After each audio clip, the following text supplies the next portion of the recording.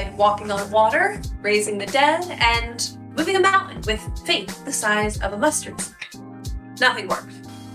And the mountain especially refused to move.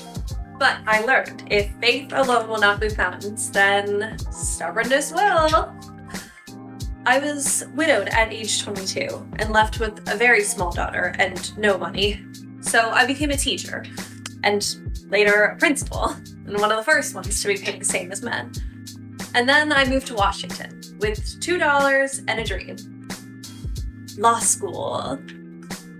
Columbian College.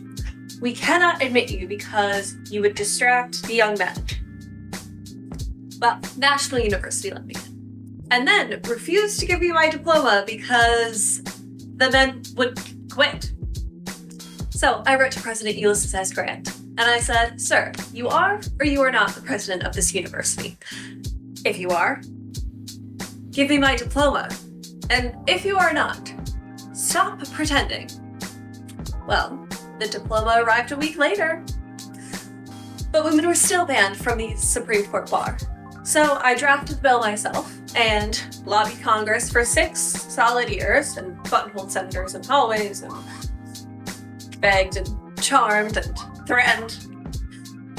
February 7th, 1879, the Senate passed it. And March 3rd, 1879, I became the first woman to argue before the Supreme Court. I won millions for the Cherokee Nation. I defended mail fraud artists and murderers and lunatics and widows and inventors and, well, basically anyone that asked. I rode around the city on a tricycle because it was faster than a carriage and, well, I could park anywhere. I was slandered, accused of greed, and I regret nothing.